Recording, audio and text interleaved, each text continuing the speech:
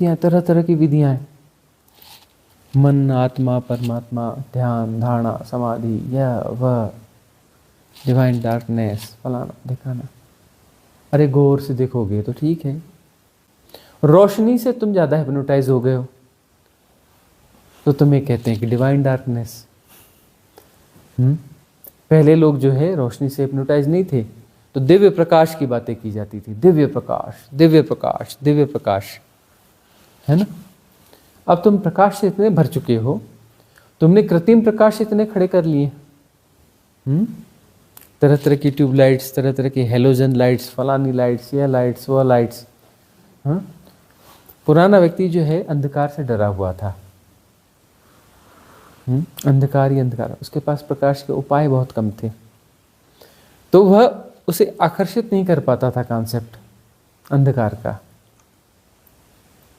उसे जो है प्रकाश का कॉन्सेप्ट आकर्षित करता था, इसलिए दिव्य प्रकाश की बातें होती थी। अब तुम प्रकाश से इतने प्रताड़ित हो कि ढूंढते हो कि अरे रात में स्टार्स नहीं दिखते, सब जगह रोशनी रोशनी है, कहीं अंधकार मिले तो स्टार्स देखे जाएं, चंद्रमा के दर्शन नहीं हो रहे हैं। शहरों में चंद्रमा को देखो भी तो समझ में नहीं आता, इतने रोशनी के बीच में उसकी कोई खूबसूरती प्रकट ही नहीं होती।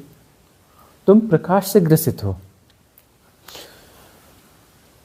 तुम जो चाहते हो कि आराम करें तो रूम में थोड़ा अंधकार हो जाए, तुम कितने भी पर्दे खींचते हो, उधर न उधर से लाइटें घुस जाती हैं। इतनी लाइट्स हैं कि रात में भी तुम्हारे घर में, तुम अपने कमरे में अंधकार करना चाहो तो अंधकार होता नहीं है, कहीं ना कहीं से प्रकाश घुस ही जाता है। तुम परेशान हो प्रकाश से।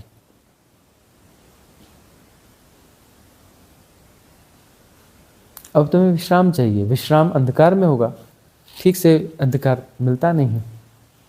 तो जितना प्रकाश बढ़ा है उतना विचलन बढ़ा है, प्रकाश विचलन ही तो है ना, उतनी दौड़ भाग बढ़ी है ना। जितनी हमारी सभ्यता का विकास है उतना हमने प्रकाश का उपयोग ज्यादा किया, रात को भी रात नहीं होने दिया, उसे भी दिन बना दिया, पूरे शहर जगमगाते रहते हैं। इतनी रोशनी कर देते हैं शायद कि सूरज भी शर्मा जाए कि मैं इतनी रोशनी तो मैं दिन में भी नहीं कर पाता जितनी ये रात में कर देते हैं।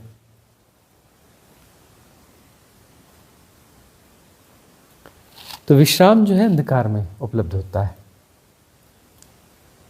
प्रकाश बांटता है, प्रकाश बांट देता है।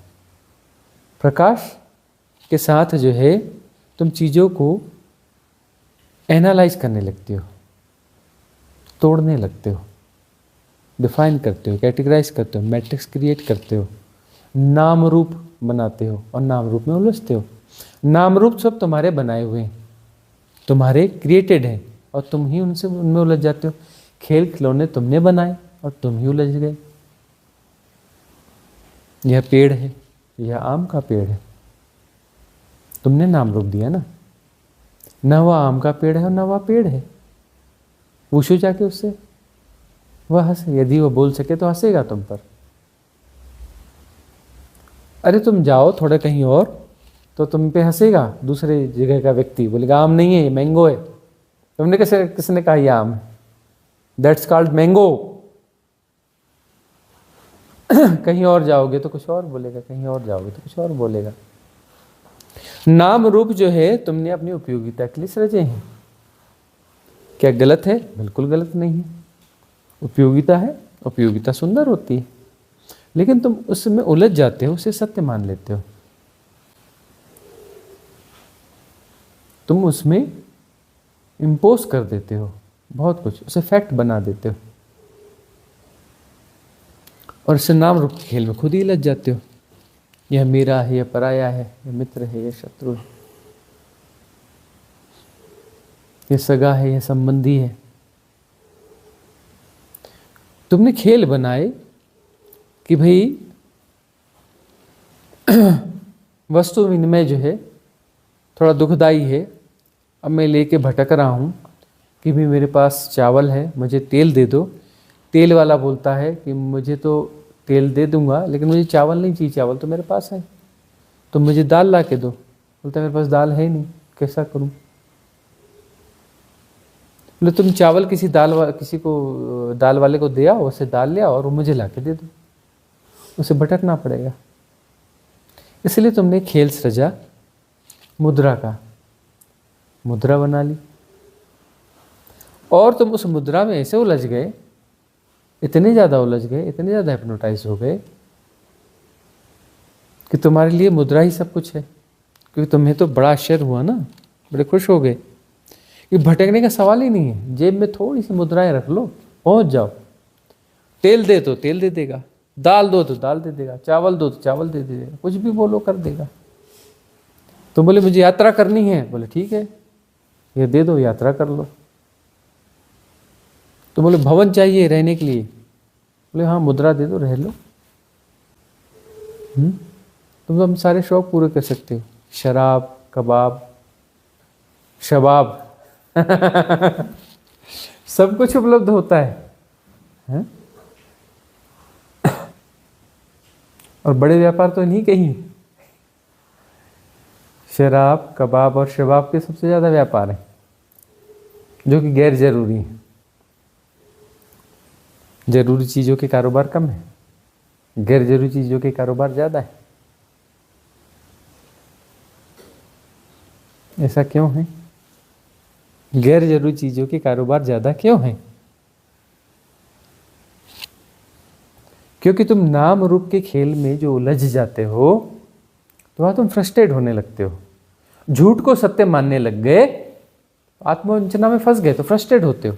तो फ्रस्ट्रेट होते हो तो फ्रस्ट्रेशन से बाहर निकलने के लिए तुम कुछ दूसरे और वर्चुअल गेम डिज़ाइन करते हो। फिर तुम जो है शरीर में कुछ ऐसी चीज़ें डालना चाहते हो जो तुम्हें सहजता से कहीं और ले जाएं।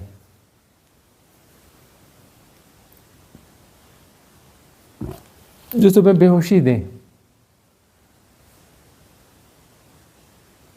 तुम शराब, कबाब और शबाब के चक्कर में पड़ते हो जिसमें तुम भूल सको ये जो खेल तुमने खेला है, और ये खेल तुम्हें थका रहा है। थका इसलिए रहा है क्योंकि तुम जो है उसमें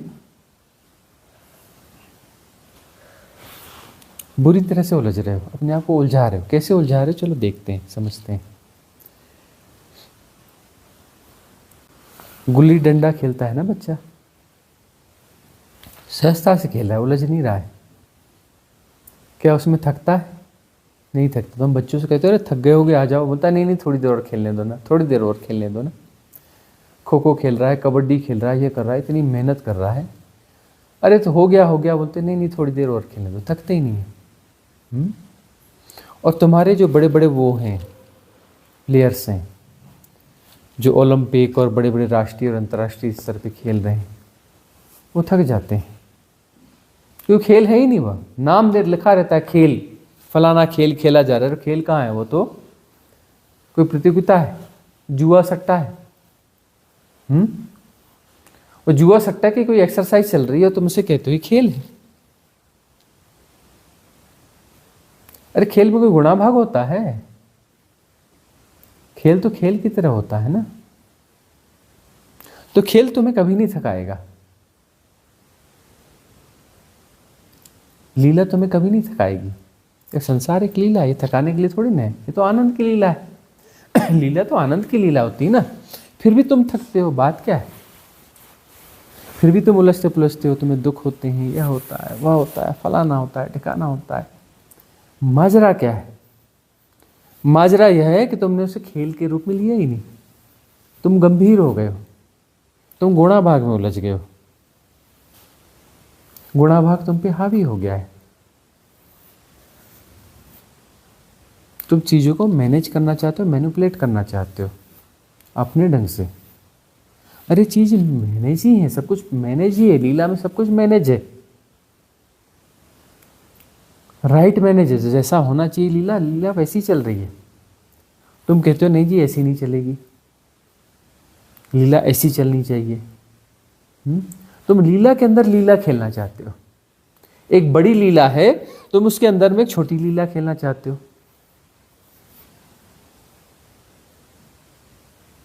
और वहां पर उलझन खड़ी हो जाती है। तुम अपनी एक सत्ता डिक्लेयर कर देते हो, अपना एक सेपरेशन डिक्लेयर कर देते हो कि लीला ऐसी नहीं ऐसी चलनी चाहिए।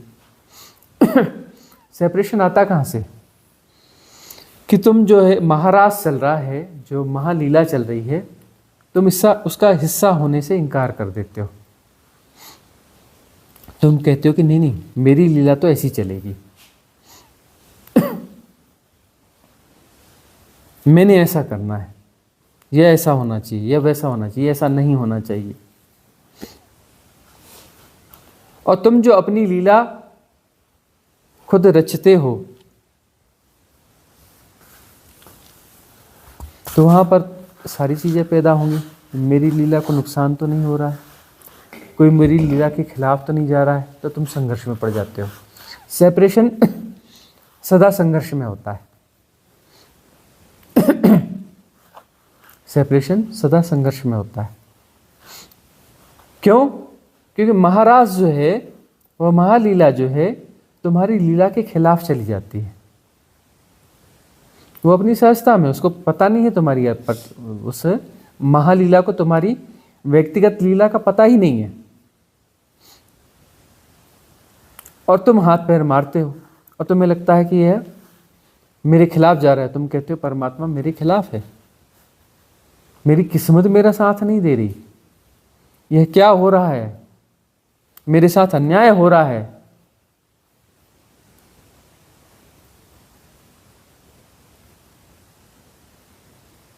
तुम्हें लगता है मेरे साथ गलत हो रहा है, और तुम ज्यादा संघर्ष करते हो।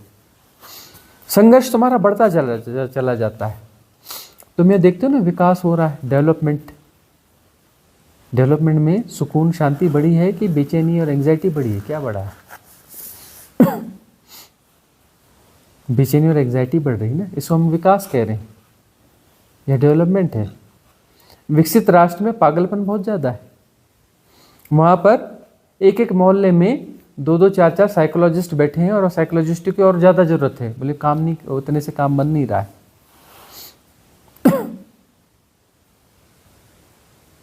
और साइकोलॉजिस्ट दूसरों का इलाज करा रहा है, मौका पा करके वो खुद जाता है कि मेरा भी इलाज कर दो।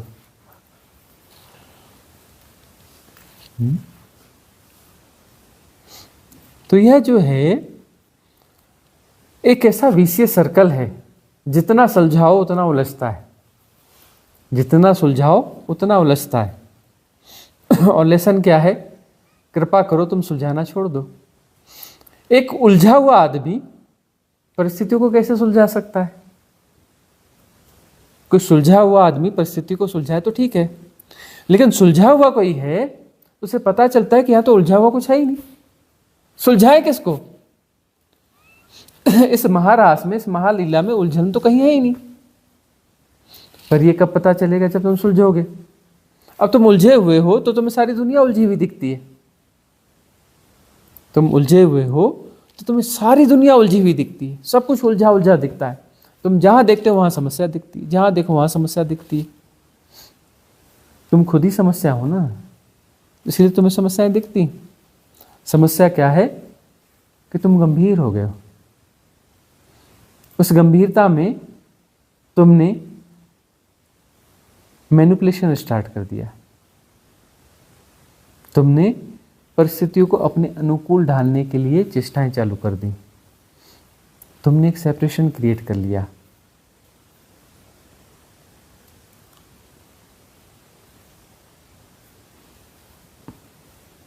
अब जो है तुम सेपरेशन क्रिएट कर भी रहे हो, तो सेपरेट तो हो नहीं सकते। लीला तो वही है, एक ही है, महारास वही है। महारास शब्द आया क्यों? रास ही है ना, महारास कैसे हो गया? क्योंकि तुम अपने रास रचा रहे हो, अपनी भ्रांतियां कर रहे हो, इसलिए उसे महारास कहना पड़ा। नहीं तो रास ही है ना, महारास कहाँ होता है? तो रास शब्द जो है, लीला शब्द जो तुमने उसे कैप्चर कर लिया, तुमने उसे कब्जा कर लिया। तो उसके लिए नए शब्द गढ़ने पड़ते हैं। बहुत गौर से देखो तो सिर्फ रास है, महारास कहाँ है? एक ही तो रास है, उसको महा और कैटेगराइज क्यों कर रहे हो? रास और महारास, कैटेगरी की क्या जरूरत है? तुम्हारे कारण। आत्मा परमात्मा शब्द देने पड़ते हैं तुम्हें, क्यों? तुम्हारे कारण, क्योंकि तुमने अपने आप को तोड़ा हुआ है। तो तुम्हें सारी कैटेगरीज बतानी पड़ती हैं फिर, क्योंकि तुम कैटेगरी की भाषा समझते हो। तुम कैटेगरियां बनाई तुमने, यूटिलिटी है, यूटिलिटेरियन फैक्ट्स तुमने क्रिएट किए, और तुम उनमें उलझ गए। धन में तुम उलझे हो या नहीं उलझे हो? धन शाश्वत है ना, अस्तित्व का बनाया हुआ है ना धन, कि तुमने बनाया? तुमने बनाया ना, अपनी उपयोगिता के लिए बनाया ना। सामाजिक व्यवस्थाएं तुमने बनाई कि अस्तित्वगत है? नैतिकता तुमने बनाई कि अस्तित्वगत है? मॉरलिटी, नैतिकता, नैतिकता ने तो तुम नहीं बनाई ना, तुम ही तो उसमें उलझ पुलझ गए हो। इतने बुरे उलझे पुलझे हो कि तुम हंस भी नहीं सकते। तुम्हारी नैतिकता बोलती तुम सड़क पे, चौक पे अकेले खड़े खड़े हो के हंस रहे हो। हाँ, तुम जो है अनैतिक व्यक्ति हो। ऐसे कोई हंसता है अकेले? अरे हंसने के लिए कोई दो चार व्यक्ति खड़े हो और किसी ने कोई जोक सुनाया हो तो तुम हंसो। न कोई जोक सुना रहा है, न कुछ कर रहा है, तुम चौक पे खड़े हो के हंस रहे हो। अनैतिक बात है। तुम कहीं भी रो रहे हो, क्यों रो रहे हो? मां मर गई, बाप मर गया, अरे कोई नहीं मरा तो फिर काहे के लिए रो रहे हो? घर जल गया, बीबी छोड़ के भाग गई, क्या हुआ? कुछ नहीं हुआ तो क्यों रो रहे हो? रोने के लिए कारण होना चाहिए, बगैर कारण का कारण क्यों रो रहे हो? तुम नाच रहे हो, शादी है, ब्याह है, बर्थडे नहीं है, नहीं है तो क्यों नाच रहे हो? तुम जंगल में अकेले नाच रहे हो, ऐसे कैसे चलेगा? क्यों नाच रहे हो? नैतिकता के खिलाफ है। तुम्हारी नैतिकता है, तुमने ही बनाई है, तुम ही उलझ पुलझ गए। न तुम न रो सकते ना हंस सकते अपने मन से।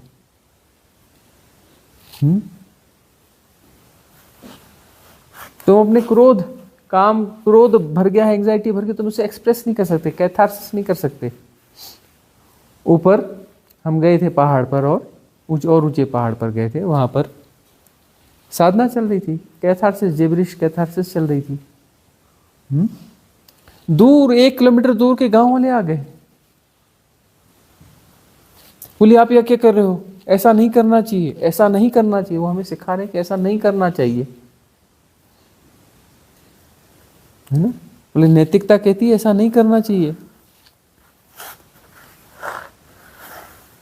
भाई अपने अंदर की बीमारी को बाहर निकालना गलत है क्या? तुम जो है भोजन करते हो तो तुम्हें फ्रेश होने जाते हो, तुम्हें अनैतिक नहीं लगता? अनैतिकता का कृत्य नहीं होगा? अरे तुमने खाया तो खाए रहो ना, उसको निकालते क्यों हो? बोलते नहीं नहीं नहीं नहीं वो तो निकालना पड़ता है। तो अरे भाई तुमने जो इतना उल्टा सीधा अपने अंदर डाला है, क्रोध भर गया है, तो उसको भी तो निकालने दो ना, वो भी तो खाया है ना। कहीं क्रोध पैदा हुआ, कोई परिस्थिति बनी, तुमने अंदर वो चीजें बना ली, तो उसे उत्सर्जन नहीं करोगे? अरे अर्जन और उत्सर्जन का सामंजस्य होना चाहिए ना।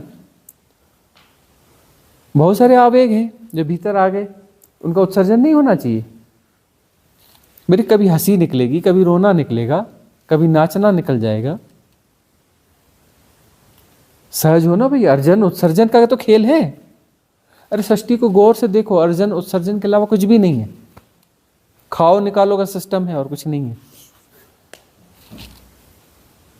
बहुत गौर से देखो,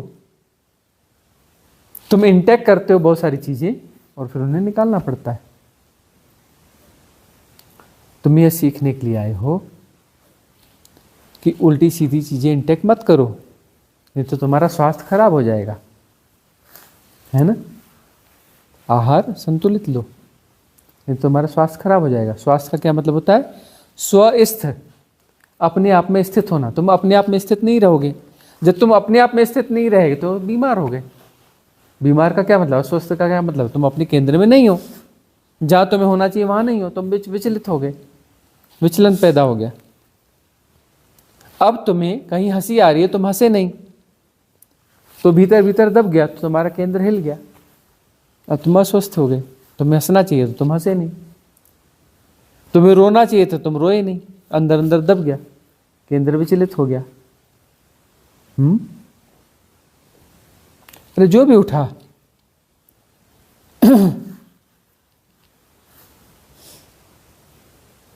ये सामाजिक व्यवस्थाएं तो बहुत कुछ मैनेज करती हैं। तुम्हारा किसी के प्रति कोई आकर्षण है, स्त्री पुरुष हो, तो तुम अपना आकर्षण भी व्यक्त नहीं कर सकते, नैतिकता के खिलाफ हो जाएगा। मतलब सहज स्वाभाविक तो तुम हो ही नहीं, सहज स्वाभाविक तो तुम हो ही नहीं, और तुम्हारे समाज और व्यवस्था तुम्हें सहज स्वाभाविक होने ही नहीं देता।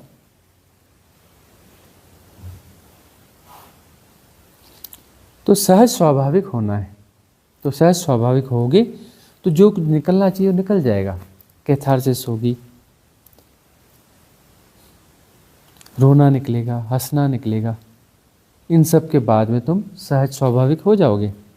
सहज स्वाभाविक हो जाओगे, विचलन भीतर से शांत हो जाएंगे, तुम आंखें ढक लो, डिवाइन डार्कनेस, कोई प्रकाश नहीं आएगा, कोई अनुभव नहीं आएगा, कोई विचलन नहीं आएगा। विचलन आ रहा है मतलब अभी क्लिंजिंग की जरूरत है, क्लिंजिंग की जरूरत है। जहां सब कुछ स्थिर हो गया वहां पर परम अंधकार होना चाहिए। अनुभव यह बताते हैं कि तुम दिल्ली के रास्ते पर हो, लेकिन दिल्ली अभी दूर है।